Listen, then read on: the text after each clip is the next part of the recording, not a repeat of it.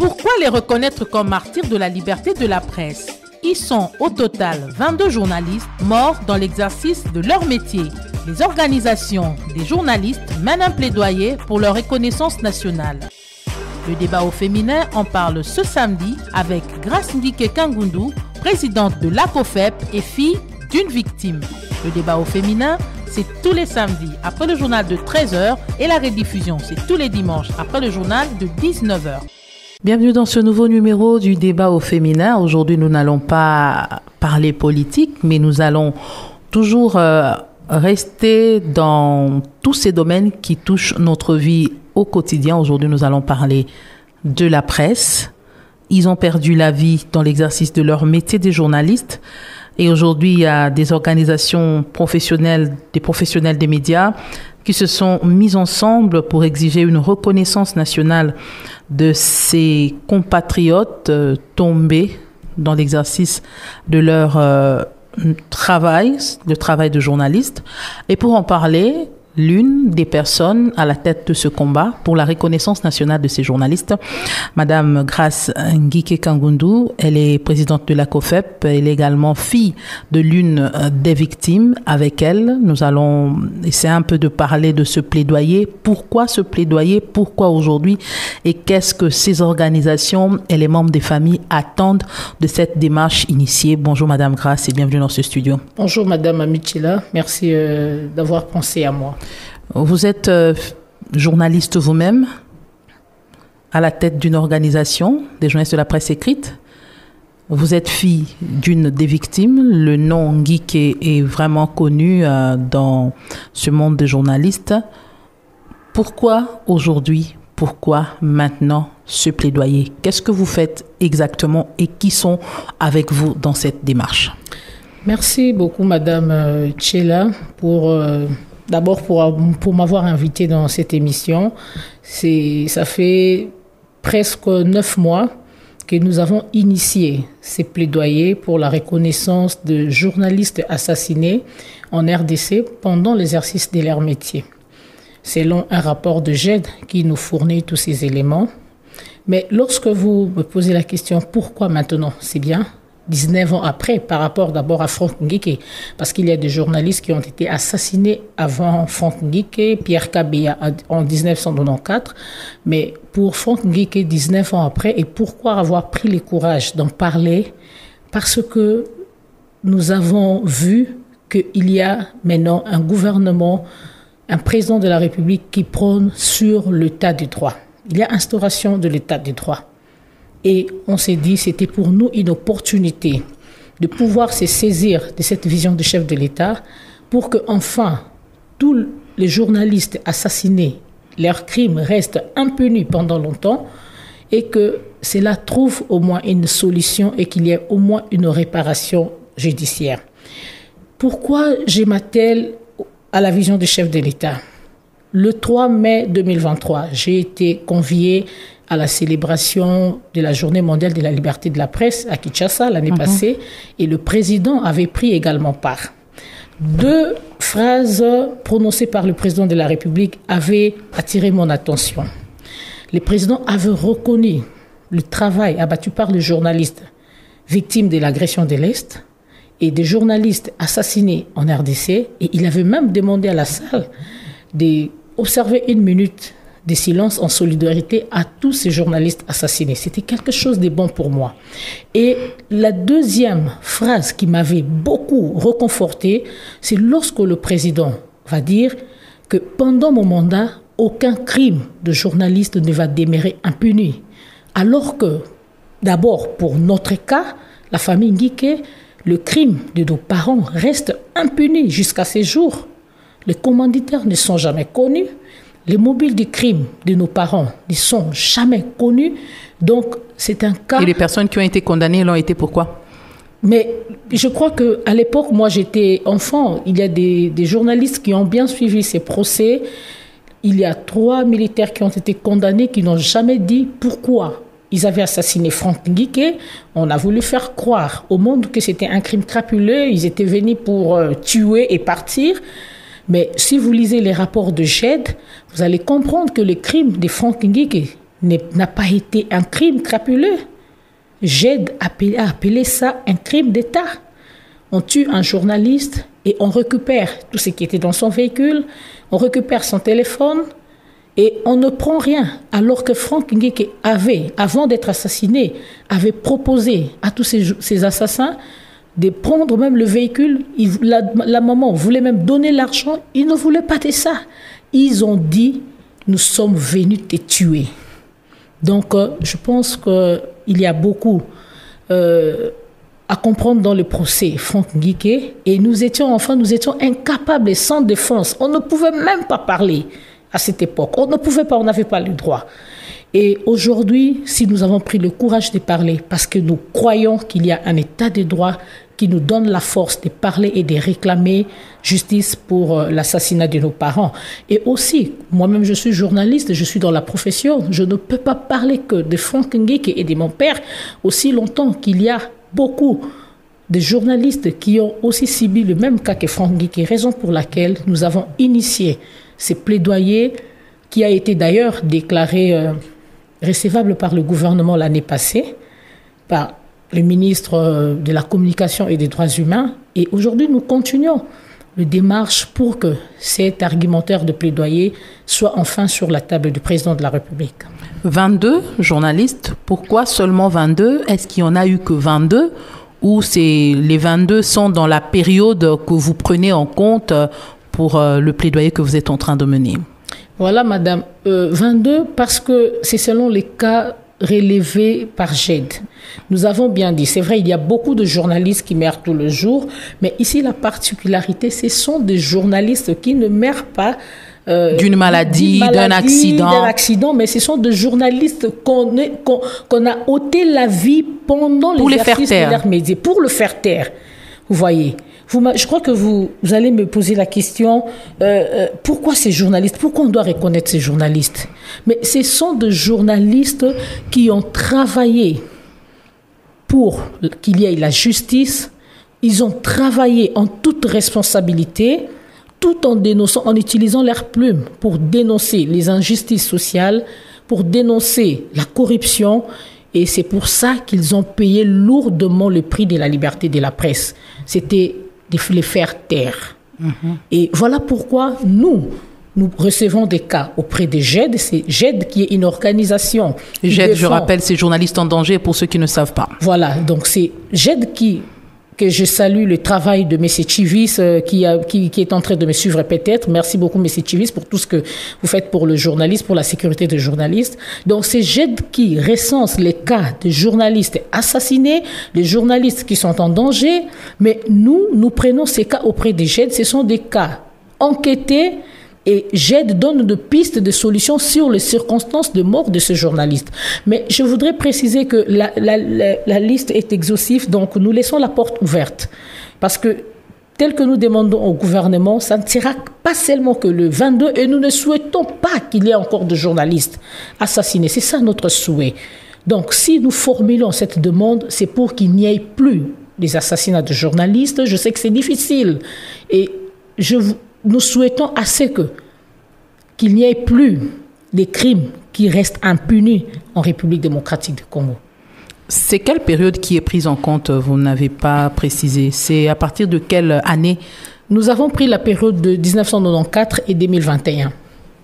C'est dans cette période-là qu'il y a eu plus de 20 assassinats de journalistes. Oui, c'est pendant cette période qu'on a connu les assassinats de journalistes tels que Pierre Kabeya, qui a été assassiné en 1994. Il y a Brino Koko, Patience Chebeya, Franck Nguéké, Serge Maéché, Bapou Amwamba. Donc, ce sont des journalistes qui ont été assassinés dans cette période de 1994 à 2021. Et le plaidoyer, vous le menez seul en tant que journaliste et fille d'une victime, ou vous vous êtes mis ensemble avec d'autres familles de victimes et des organisations et les organes de presse auxquels ont appartenu les victimes? Ces plaidoyers, d'abord, c'est une initiative de l'Association congolaise journalistes des femmes de la presse écrite que je suis en train de diriger. Et si je mène d'abord ces plaidoyers, c'est parce que je suis une victime principale. Et je ne pouvais pas mener ces plaidoyers seul parce que c'est un combat qui concerne tout le journaliste. Il fallait que le journaliste s'approprie de ces combats. Qu'est-ce que je fais? J'ai associé d'abord l'employeur de mon père, la Référence Plus, qui est avec nous. Et enfin, nous avons ouvert la brèche pour toutes les organisations professionnelles des médias. Il y a GED qui est avec nous. Il y a ICOFEM qui est avec nous. Il y a FRPC. Il y a ANECO.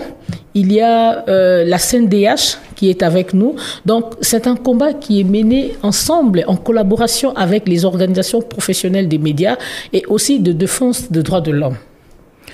Quelle est la méthodologie que vous suivez dans ce travail que vous menez? Vous allez vers le gouvernement, vous faites quoi exactement pour mener à bien ce travail?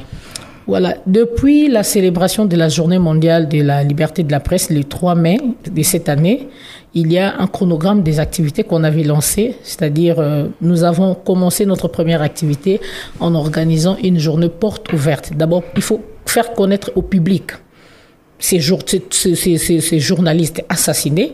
Il y a, dans la liste de 22 journalistes, il y a la province du Nord Kivu qui a été sensiblement touchée par les assassinats de journalistes, mais malheureusement qui sont moins connus. Parce qu'on n'en parle pas trop.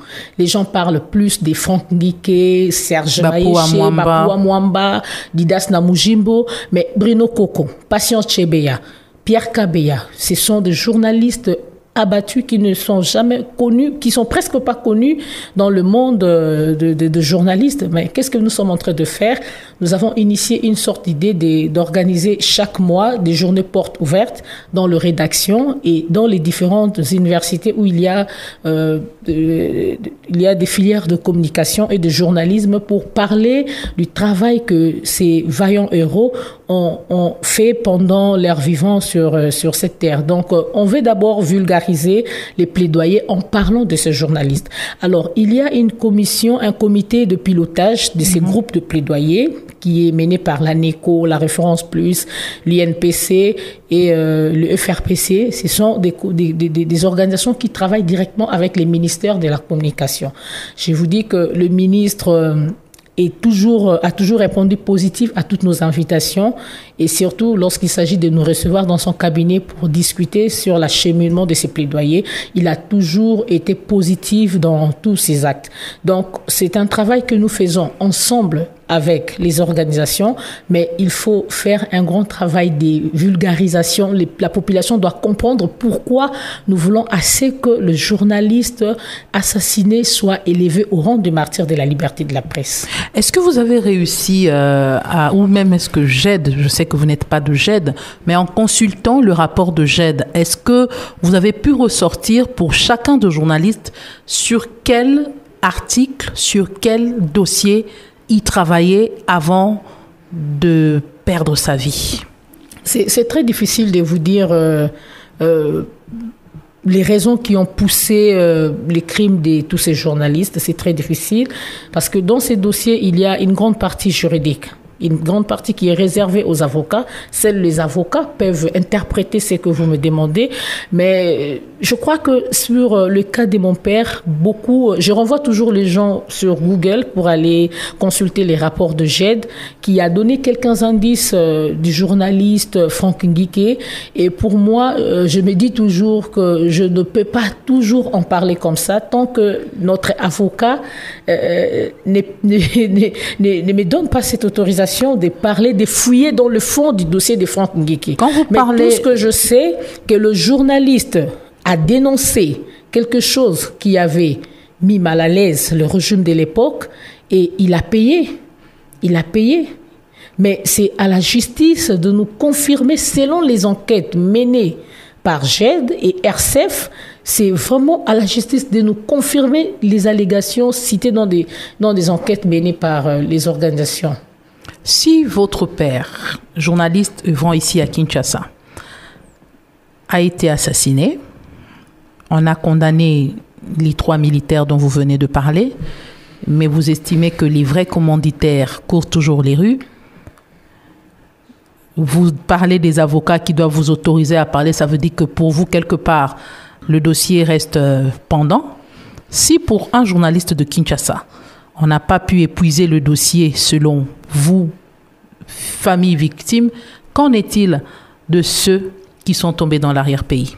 C'est pour ça que nous voulons être la voix des sans-voix, de ces familles qui sont incapables, qui n'ont pas la force. Oui, nous sommes en contact avec quelques familles, mais qui se plaignent toujours de leur sécurité.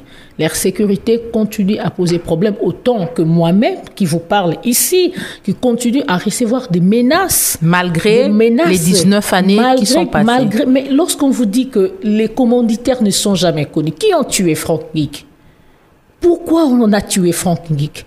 C'est ça la grande question. Mais nous quittons cette étape-là. C'est pas ça la vraie cause de mon plaidoyer. Le plaidoyer, c'est d'abord que le gouvernement reconnaisse que ces journalistes ont payé les prix de leur vie parce qu'ils défendaient la démocratie, la justice. C'est ça le grand problème de ces plaidoyers. Donc, sur le plan, ces plaidoyers à une partie juridique que nous n'avons pas encore touchée, c'est une étape. Nous commençons par la reconnaissance nationale et en dehors de la reconnaissance nationale, il y a aussi ce qu'on appelle la demande que nous avons faite au gouvernement congolais, c'est la construction d'un mémorial, d'une stèle en mémoire de tous ces journalistes assassinés. Pourquoi? Parce que dans le nombre que nous avons cité, tous ces journalistes n'ont pas été seulement assassinés.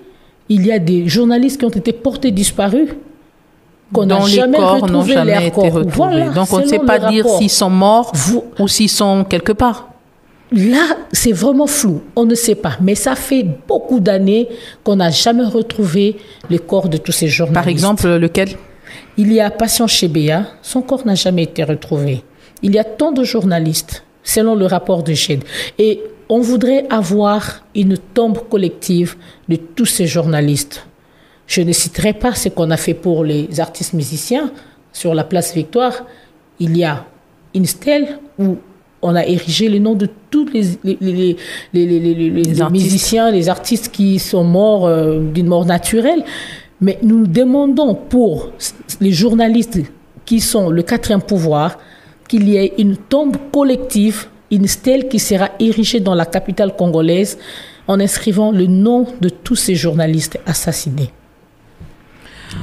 Quelles sont les provinces finalement touchées par ces assassinats des journalistes? En dehors de Kinshasa, vous avez la province du Sud Kivu, le Nord Kivu dont je viens de vous dire, qui est sensiblement touché par plus de 7 cas de journalistes assassinés. Vous avez l'Équateur, Congo central, la province orientale, le Haut-Katanga, Kasaï oriental et l'Ituri. C'est quand même beaucoup de provinces. Est-ce que dans votre chronogramme, vous avez prévu de vous rendre dans ces différentes provinces, aller vraiment à la rencontre des familles des victimes si elles vivent toujours dans ces provinces et essayer un peu de voir l'environnement dans lequel travaillent les journalistes dans ces milieux?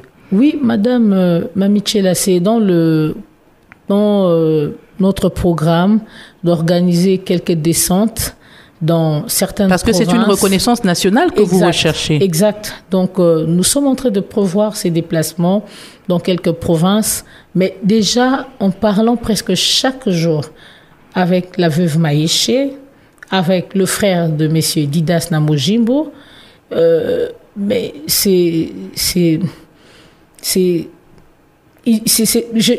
retrouve en eux ces sentiments de peur, de méfiance, même vis-à-vis de nous qui menons ces combats. C'est vrai, ils sont encore dans le traumatisme. Lorsqu'on parle dans le plaidoyer de la réparation, il y a aussi la réparation psychologique, madame. Laissez-moi vous dire, nous, les orphelins des journalistes assassinés, pratiquement, nous, les enfants de Franck Ngick, où nous avons vécu l'assassinat de nos parents comme ça. On a tué mon père et ma mère sous mes yeux. Moi et mes frères, nous avons vécu ça. Et nous avons grandi pendant 19 ans dans un état de traumatisme qui n'a jamais été réparé. Aucune prise en charge n'a été assurée. Aucune prise en charge, je le précise. Aucune prise en charge du gouvernement congolais. Pendant 19 ans. Et les gens qui nous connaissent savent comment nous nous sommes battus pour étudier. Sur 5 enfants de Franck Ngick, il n'y a que 2 qui ont étudié.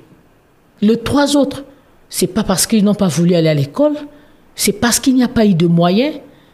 Et on devrait être obligé de nous battre, nous, les deux qui avons étudié. Et mais dans quelles conditions? Il faut aller vérifier à l'IFASIC.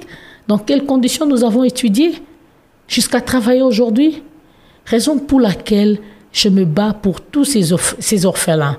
J'imagine, je ne connais pas exactement s'ils vivent dans quelles conditions. Mais si vous, de Kinshasa, vous n'avez pas été pris en charge psychologiquement, financièrement, et quel est le cas de ceux des provinces? Exact. C'est pour la raison pour laquelle que dans ces plaidoyers, nous parlons aussi de la réparation.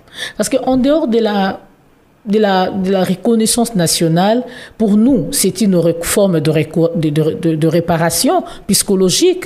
Lorsqu'on reconnaît ton frère qui a été injustement tué à cause de son travail qui était fait de manière juste, c'est aussi une forme de réparation. Mais aussi, l'État doit accompagner ces familles abandonnées. Parce que tout a été basculé. Vous allez lire ça dans un récit que je suis en train de préparer pour parler de la scène dramatique que nous avons vécue la nuit du 2 au 3 novembre. Notre vie a été basculée. Tout a été basculé. L'avenir a été changé. Les études, on avait interrompu les études. On devrait savoir, on n'avait plus d'habitation. Malgré que nous avons notre résidence, mais on ne voulait plus vivre là à cause du traumatisme. Il n'y avait pas une prise en charge assurée pour les enfants. Et je m'imagine les cas des autres qui sont en province. Ils vivent dans quelles conditions, ces enfants-là? Si moi, jusqu'aujourd'hui, je continue à vivre dans le traumatisme de cet assassinat, chaque nuit, je ne dors pas comme tout le monde. Je me réveille à 4h, à 5h, je me dis, mais qu'est-ce qui va se passer avant le matin? C'est le traumatisme. Ça, c'est psychologique. Exact. Vous n'avez pas bénéficié d'un suivi psychologique? Oh, madame, nous n'avons bénéficié de rien. Nous étions abandonnés. Mais comment vous avez fait pour surmonter cela? C'est pour ça que je vous demande de patienter, de lire mon récit. C'est par ces récits que vous allez tout comprendre, ce que nous avons vécu. Et le 2 novembre, ces récits sera publié. Vous allez comprendre la souffrance vécue, surmontée par les enfants, les orphelins du journaliste Nguike. Et pour moi, il est temps d'en parler. Et on a donné tellement l'impression qu'on était soutenus, qu'on nous avait pris en charge pour étudier. Mais non, on a vécu dans la souffrance, dans le silence. Nous souffrons, mais dans le silence, on ne pouvait pas parler. Nous étions étouffés. Mais aujourd'hui, j'insiste, nous parlons de ça. Nous sommes sortis de notre silence parce qu'on croit à l'état des droits. Et on espère que le président de la République va quand même écoutez notre doléance, les cris des cœurs des orphelins de journalistes assassinés. Au-delà du plaidoyer, est-ce que vous comptez, par exemple, avoir ce collectif des victimes, des enfants victimes, des journalistes assassinés dans le cadre de leur travail? Oui, parce que après cette reconnaissance que nous attendons du gouvernement congolais, déjà nous avons mis en place un programme qui va travailler pour faire le suivi et chercher à accompagner les enfants de journalistes assassinés sur le plan psychologique. C'est d'abord ça qui est très important, parce que psychologiquement, si ces enfants ne sont pas assistés, s'ils ne sont pas accompagnés, donc c'est-à-dire leur vie aussi risque d'être fauchée. Alors nous avons eu la chance, par la grâce de Dieu, d'étudier, de poursuivre les études et aussi d'avoir du travail. Et c'est l'expérience que nous devons partager avec mes autres frères et sœurs qui n'ont pas bénéficié de cette grâce que nous avons eue dans ces pays d'étudier malgré toutes les souffrances que nous avons vécues. Est-ce qu'aujourd'hui les journalistes se sentent toujours aussi en danger? Les journalistes, les dangers permanents, madame. Je ne peux pas dire que les journalistes sont en sécurité totale. Dès lors que le journaliste travaille en respectant l'éthique et déontologie de son travail et qu'il est là pour dénoncer la mégestion d'un gouvernement, ça met ces journalistes en danger. Ça met un journaliste en danger. Donc, les journalistes est conditionné à ne pas tout dire. Là, c'est partout. Même à l'extérieur, tout journaliste est inquiété. En Ukraine, vous avez vu récemment, RCF a commémoré aussi l'assassinat d'un journaliste. Mais c'est au nom de la vérité. Mais qu'est-ce que nous pouvons faire? Nous ne pouvons pas croiser les bras. Nous devons travailler ensemble avec le gouvernement pour leur faire comprendre toujours que l'arme ne doit pas être utilisée pour faire taire un journaliste. Est-ce que vous comptez également fédérer vos efforts avec ceux des autres victimes au niveau de l'Afrique, parce qu'il y en a? Je pense qu'on y arrivera, mais d'abord, c'est de trouver la solution pour la République démocratique du Congo.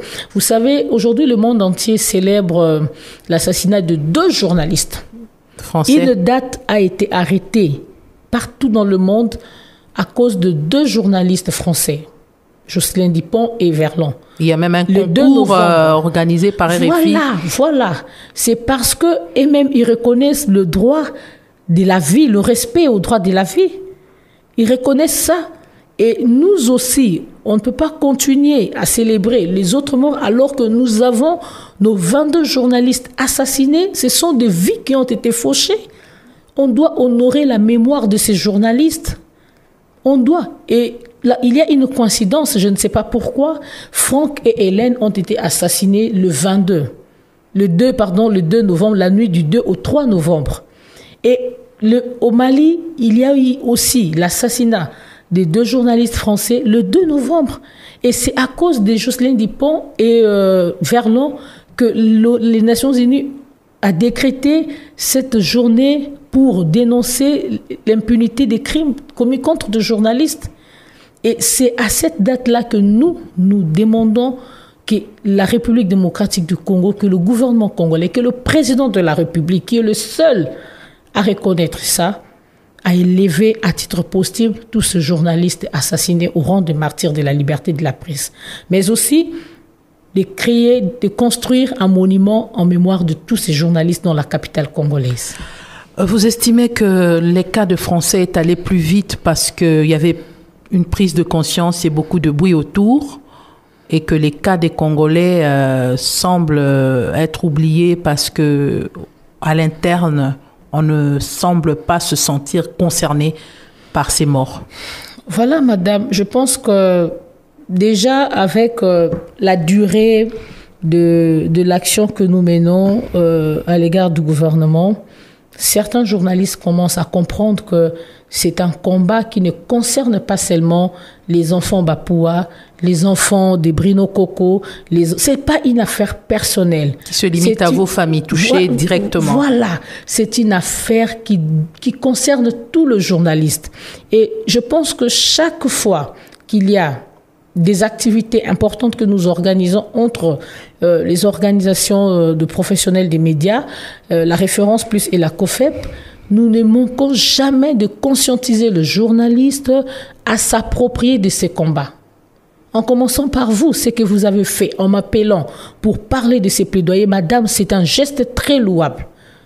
Et vous avez honoré à votre manière le soldat tombé sur le champ de bataille, nos confrères journalistes.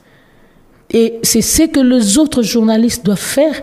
J'ai vu le journal La Prospérité, l'éditeur Marcel Ngoyi, qui publie chaque jour les articles sur le journaliste assassiné. Et pour moi, je profite de cette tribune pour appeler le journaliste congolais dans tout le territoire de s'approprier de ces combats. C'est notre combat. Nous voulons qu'on honore nos confrères assassinés. Ils sont tombés sur le champ de bataille parce qu'ils voulaient nous donner la démocratie, parce qu'ils voulaient qu'on travaille en toute liberté.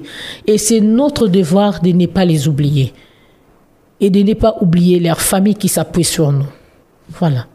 Et ce plaidoyer, vous le menez sur combien d'axes, et est-ce que vous sentez que ça commence à venir, on commence à vous soutenir? Vous avez dit tantôt que le ministre de Médias vous reçoit sans problème, mais est-ce que seul ça suffit? Vous pensez peut-être vous faire accompagner également par certains élus, par d'autres organisations? Comment vous comptez mener ce plaidoyer? Il s'articule sur combien d'axes principalement? D'abord, le plaidoyer s'articule sur 3 axes. Il y a la reconnaissance nationale. Donc, le gouvernement va s'accorder avec la chancellerie des ordres nationaux pour voir quel titre qu'on pourra donner à tous ces journalistes à titre posthume. Et même, je voudrais préciser que dans ces cas d'assassinat, il y a une femme. La femme, c'est notre maman. Votre maman qui n'était pas journaliste. Vous demandez la reconnaissance des journalistes. Et elle, c'est quoi le statut? Voilà, c'est au gouvernement congolais de bien statuer les cas de notre maman qui est tombée victime à côté de son mari. Parce qu'ils étaient ensemble. Franck faisait l'édition de ces jours-là, le 2 novembre. Et comme il rentrait, maman revenait du travail et qu'ils devraient rentrer ensemble à la maison. Et maman est tombée victime aux côtés de son mari. Donc, c'est vraiment au gouvernement congolais de penser, de voir pour ces doubles crimes, quel titre on pourrait donner à Hélène Paka, que je salue la mémoire. Et aussi, en dehors de cet axe de la reconnaissance à titre posthume que le gouvernement pourrait signifier avec la chancellerie des ordres nationaux, il y a la demande de la construction d'une stèle en mémoire de tous les journalistes. En dehors de cette demande de stèle, il y a la réparation. Et la réparation, il y aura plusieurs points. Au niveau de la réparation, il y a la réparation judiciaire. Je voulais vous signifier que pour Franck Ngike, il y a eu un procès, il y a eu un jugement.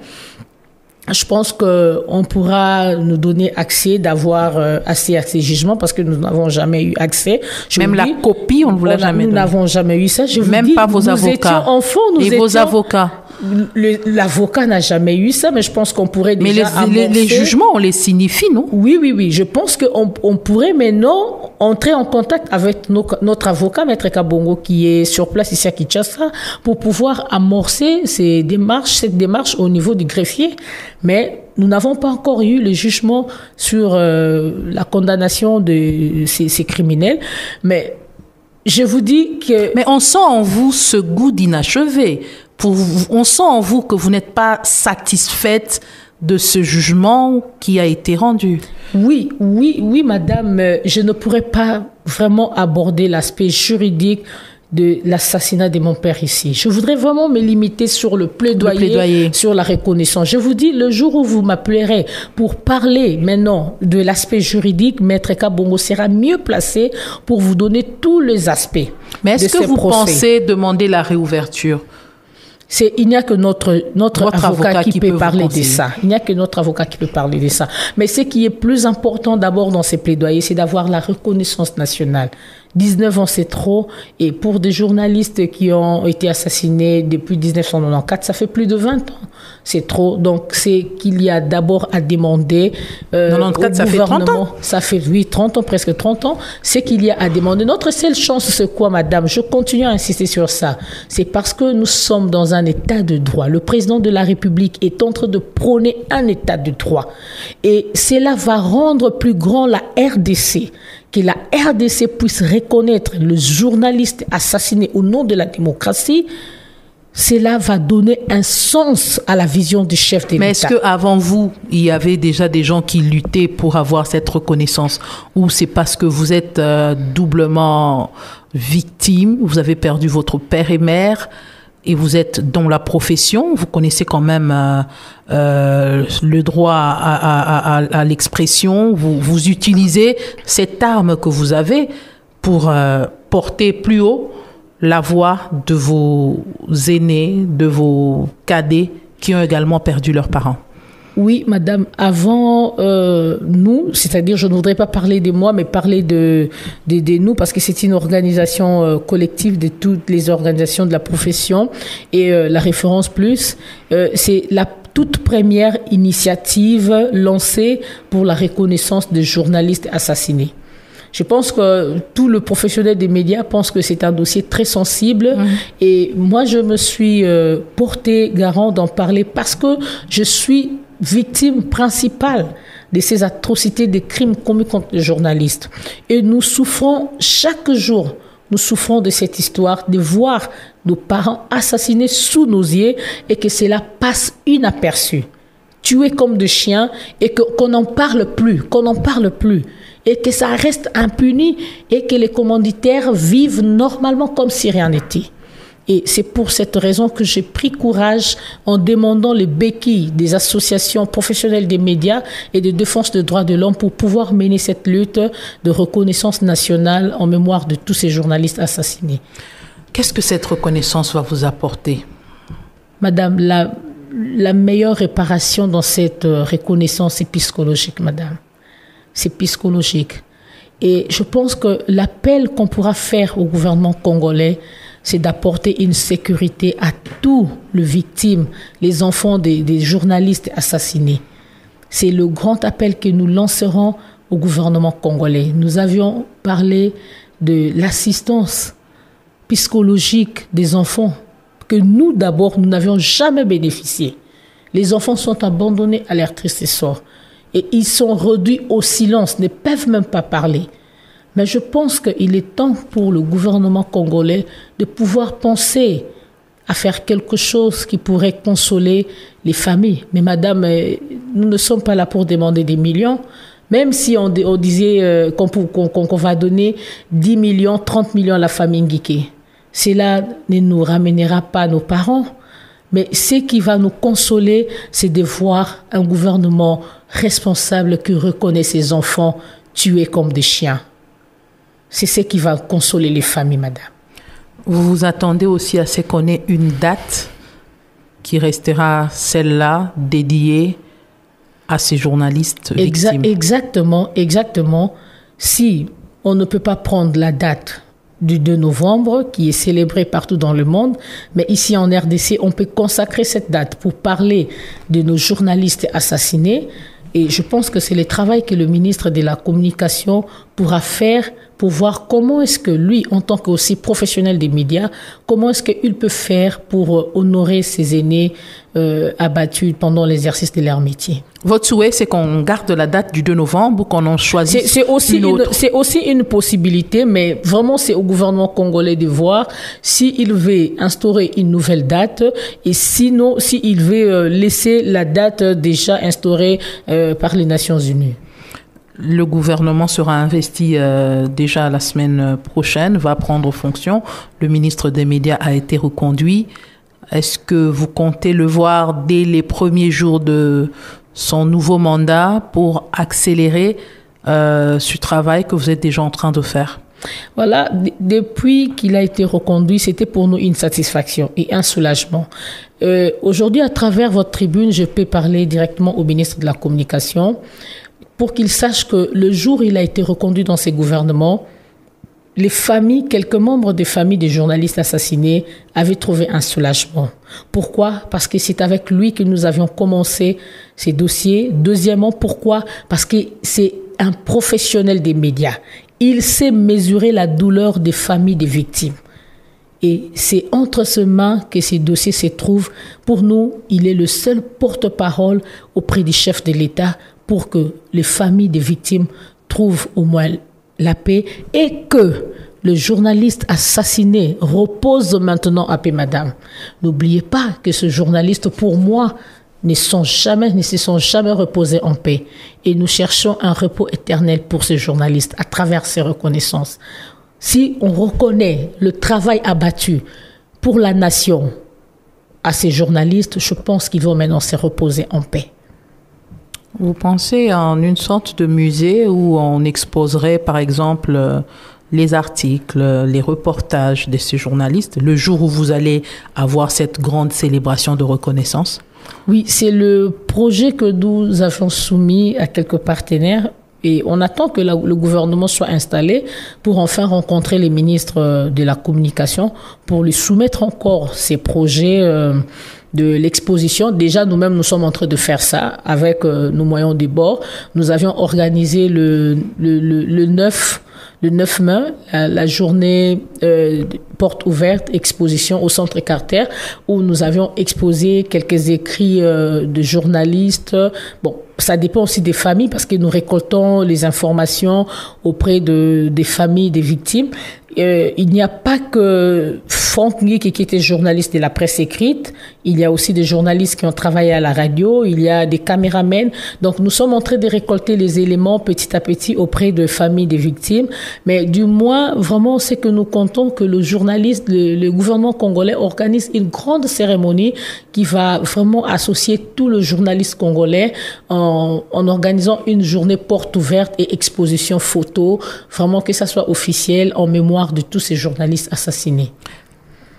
Quelques minutes en arrière, vous parliez de la peur qui habitent certains proches des journalistes assassinés, est-ce que vous pensez que la tâche sera facile pour vous de les convaincre, de venir, de les convaincre pour ceux-là qui n'ont pas jusqu'à ce jour obtenu même un seul jugement ou l'arrestation même d'une personne? Même une enquête. Même une enquête. Est-ce que vous pensez que ces personnes se sentiront libres de venir parler?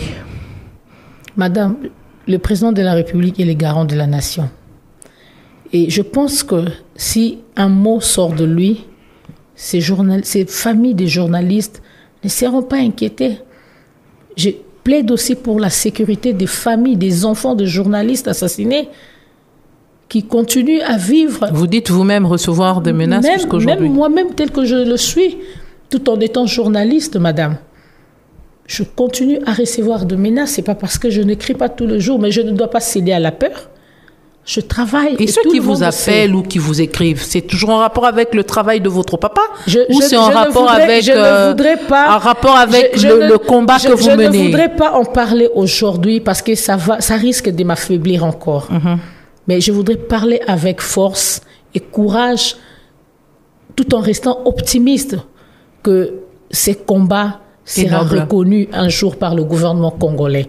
Parce que ce sont les enfants de la République qui ont perdu leur vie pour défendre la justice et la démocratie dans ce pays. Donc, vous nous confirmez qu'il y a parmi ces 22 victimes, celles pour lesquelles il y a eu ni enquête, ni arrestation, ni jugement, exact. Ni procès. C'est pour ça que JED insiste pour l'ouverture de procès des autres journalistes. C'est vrai. Ils sont combien à peu près? Ils peuvent être à 11 ou 12. Et si c'est 12 sur 22, c'est la majorité. Ça peut être la majorité. Mais c'est comme ça que je vous dis que j'aide pour lui. Il insiste pour qu'il y ait procès de ce journaliste. Et nous travaillons pour que tous ces journalistes assassinés soient d'abord reconnus par l'État congolais. Qu'il y ait d'abord une reconnaissance nationale et cela pourra donner la force aux autres familles de pouvoir engager des démarches à leur niveau pour réclamer justice. Mais ce que nous voulons faire d'abord, qu'il y ait une reconnaissance, je pense que c'est essentiel, puisque les années passent, madame. Je vous ai parlé de Franck Guiké, 19 ans. 19 ans. Pour Kabea, 30 ans. Est-ce que vous estimez que la presse congolaise, finalement, avec le temps, ignore qu'il y a encore des familles qui ont des questions, qui n'ont toujours pas obtenu des réponses, qui dorment avec ces questions, qui se réveillent avec ces questions, qui l'a tué, pourquoi on l'a tué? Oui, c'est comme ça qu'à travers ces plaidoyers, nous avons initié des actions, aller dans des rédactions telles que ici, aujourd'hui, avec Toprongo, nous parlons de ça et vous prenez connaissance de tous ces cas. Peut-être en exerçant ces métiers, vous n'avez jamais cherché à savoir pourquoi Kabea a été tué. Il y a eu combien de journalistes tués. Nous avions organisé une conférence avec des étudiants. Les étudiants en journalisme, ils étaient étonnés qu'il y ait plus de 20 journalistes assassinés. Même dans les universités, on n'en parle pas. On n'en parle pas. Donc, quelqu'un entre dans la profession tout en disant que non, je peux faire librement. Mais il y a des gens qui ont payé les prix. C'est un métier à haut risque et péril.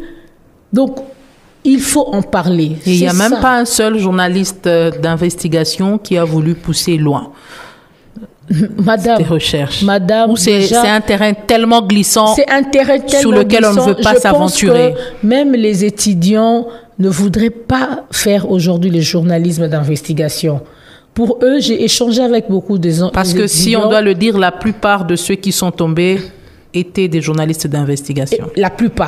La plupart, si vous regardez les travaux de JED, les enquêtes de JED, ce sont des journalistes qui étaient en train de fouiller sur ça, tel dossier, et les dossiers qui énervaient les dirigeants de l'époque. Il fallait faire taire ces journalistes. C'était ça. Alors, moi, je pense que le travail que nous avons à faire au sein de ces plaidoyers, de ces groupes de plaidoyers, c'est de vulgariser notre message, parler de motivation, parler de ce journaliste, faire connaître leur nom, que la connaissance de journalistes tués ne reste pas au niveau des Franck Nguike, des Bapou Amwamba, des Serge Maïche, mais parler aussi des autres, surtout qu'ils étaient en Ituri, en Équateur, de journalistes sont partis, mais aucune personne ne parle d'eux, et aussi conscientiser la profession que c'est leur combat, ils doivent s'approprier de ça. Ce n'est plus le combat des grâces, mais les journalistes, tous les journalistes doivent nous accompagner dans ces combats, doivent en parler, doivent à tout moment, à travers leurs écrits, rendre hommage aux 22 journalistes tombés sur le champ de bataille. Madame Grace, aujourd'hui, quel serait votre dernier mot pour conclure? Qu'est-ce qu'on doit retenir de ce combat noble que vous êtes en train de mener, non pas seulement pour la reconnaissance de ce travail que votre papa a fait, mais de tous ces autres journalistes tombés pour avoir cherché à donner la vérité au public? Je voudrais simplement profiter de cette occasion pour m'adresser au chef de l'État. Déjà par écrit, j'avais adressé une lettre ouverte à son intention, qu'il écoute en tant que père des familles, qu'il écoute les cris des orphelins de journalistes assassinés qui ont été toujours abandonnés et qui vivent dans des conditions très difficiles sur le plan psychologique, et qu'il donne cette occasion aux enfants de journalistes de discuter avec lui. Puisque le 3 mai 2023, j'avais pris le courage d'arrêter le président de la République en main pour lui demander, pour lui dire, Monsieur le Président, vous avez parlé de journalistes assassinés. Moi, je suis la fille du journaliste Nguike. Et le président était surpris de voir que c'était moi, la fille de l'un des journalistes que lui venait de rendre hommage. Et du coup, il avait demandé à son chef de protocole préparer un rendez-vous avec les orphelins de journalistes, ce qui n'a jamais été fait. Ça fait une année? Ça fait une année. Et c'était en présence de tous les journalistes que le président de la République, choqué par son attitude, qui avait demandé à son protocole, prenez rendez-vous avec les familles des journalistes. Une année, nous célébrons une année de cette promesse qui n'a jamais été réalisée ou exécutée. La demande du chef de l'État, c'était de rencontrer les orphelins de journalistes assassinés.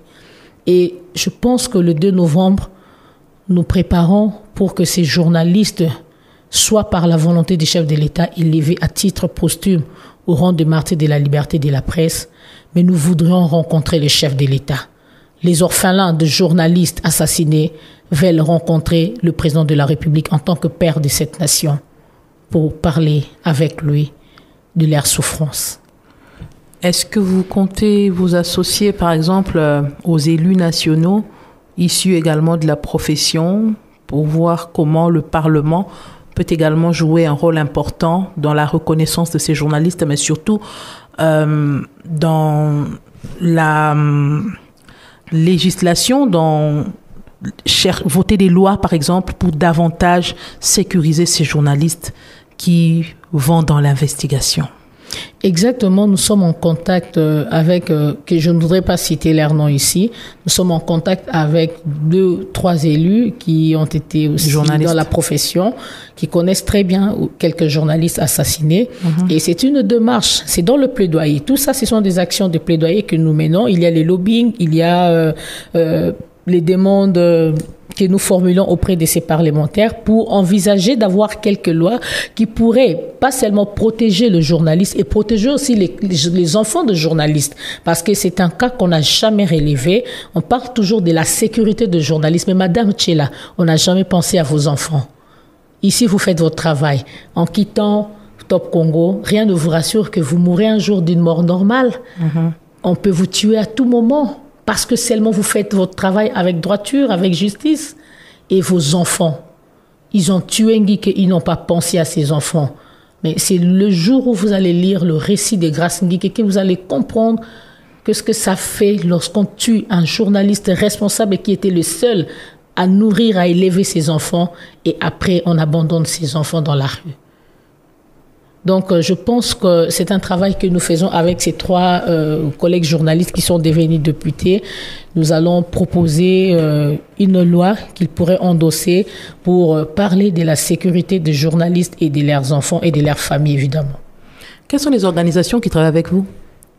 Nous avons parlé de l'UNPC d'abord, qui est l'organisation mère qui nous appuie dans cette démarche. En dehors de l'UNPC, nous avons l'OMEC.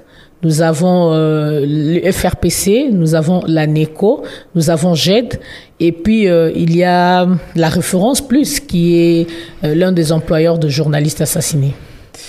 C'est par ici que s'achève cette émission. Je vous rappelle que nous recevions Grace Ngike Kangundu. Avec elle, nous avons parlé de ce plaidoyer qu'elle est en train de mener ensemble avec plusieurs organisations des médias pour obtenir la reconnaissance nationale de ces journalistes assassinés en République démocratique du Congo dans l'exercice de leur métier. Dans leur plaidoyer, ils veulent que ces journalistes soient reconnus, élevés au rang de martyrs de la liberté de la presse, ce qui sera justice pour eux, un pas dans la réparation pour leurs enfants, pour leur famille, mais également elle n'a pas voulu trop aborder ce volet judiciaire, mais qui reste également important parce que elle nous a dit ici qu'il y en a pour lesquels il n'y a jamais eu arrestation, ni ouverture d'une quelconque enquête, et ce sont des morts qui continuent à faire mal. Des familles continuent de souffrir parce que ne sachant pas dans quelles circonstances le père, le frère, le fils a été tué. Et nous espérons que ce plaidoyer va porter ses fruits et que ces personnes seront reconnues pour la qualité du travail qu'ils ont eu à abattre de leur vivant. Merci à Pascal Kalambay, Danisa Ubi qui a assuré la partie vidéo. Merci à Miguel Mena qui a coordonné. Merci à toute l'équipe de ce magazine Le Débat au féminin. Nous n'oublions pas Grace Lema qui a assuré la prise de son. N'oubliez pas, le rendez-vous c'est tous les samedis après le journal de 13h. La rediffusion c'est dimanche après le journal de 19h. Restez branchés au programme de Top Congo FM. Dieu voulant, nous allons nous retrouver dans une semaine pour un autre numéro du Débat au féminin avec le même plaisir. D'ici là, portez-vous bien, au revoir. Pourquoi les reconnaître comme martyrs de la liberté de la presse? Ils sont au total 22 journalistes morts dans l'exercice de leur métier. Les organisations des journalistes mènent un plaidoyer pour leur reconnaissance nationale. Le Débat au féminin en parle ce samedi avec Grace Ngike Kangundu, présidente de l'ACOFEP et fille d'une victime. Le Débat au féminin, c'est tous les samedis après le journal de 13h et la rediffusion, c'est tous les dimanches après le journal de 19h.